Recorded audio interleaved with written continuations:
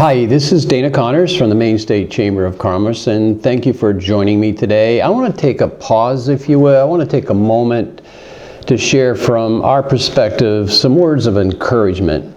That doesn't mean for a minute that there isn't fear and frustration and anxiety over what is going on today. That is certainly the case. But in the midst of it all, there are some very positive things that I think we ought to take stock in.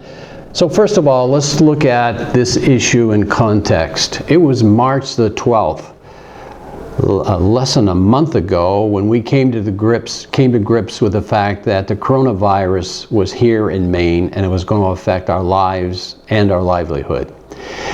Immediately after that, our state government, through our governor and the coronavirus task force, took up the challenge, and said that social distancing is a real key to this. On March the 17th, less than a week later, after our legislature had adjourned, a program was put into place that represented efforts to help with unemployment insurance as well as loans through FAME in cooperation with SBA. That played out in a significant way, trying to help in every way they could. And March the 27th, after a longer period of negotiations, I would say, but in the last week, our U.S. Congress came together and put a package intended to provide relief to our business community.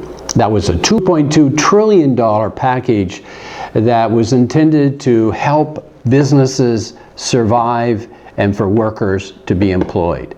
And certainly the business through SBA portion of that 800-page document was not all. It dealt with local and municipal governments, the healthcare industry, but clearly that effort to keep businesses alive and surviving during this very challenging time was front and center.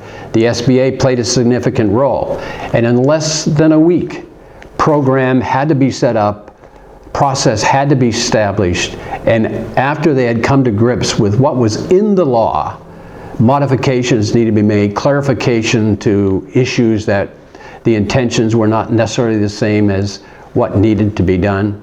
The banks, at the very last minute, when it was expected that they would be delivering on much shorter notice, only to find out that those changes was paramount to their ability to do what was expected of them. They certainly have delivered. In 72 hours, and this came from a bank official, in 72 hours, they prepared and processed and approved 80 times what would be normal. And to a large degree, they did that remotely. That's one example, but you look around our state and look at the number of banks working with SBA who have prepared applications representing thousands of businesses and certainly many thousands of dollars. Those have been approved. One has already been dispersed and is forthcoming to businesses that are in need, and we expect more. That is something that we should take stock of and be appreciative of. But I want to add one other point as well. Look at the number of examples where businesses have stepped out of their normal business that they do and perform and are taking up the challenge and the charge to help on so many different ways, whether it's through funding, whether it's providing materials, whether it's changing their manufacturing process to meet the needs.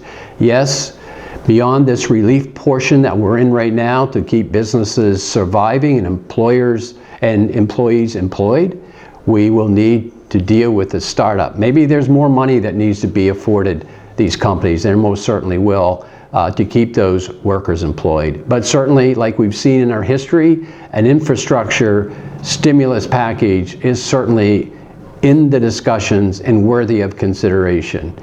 We are in this to win it, and we will, because we're doing it together, and your local and regional and your state chamber is here to help.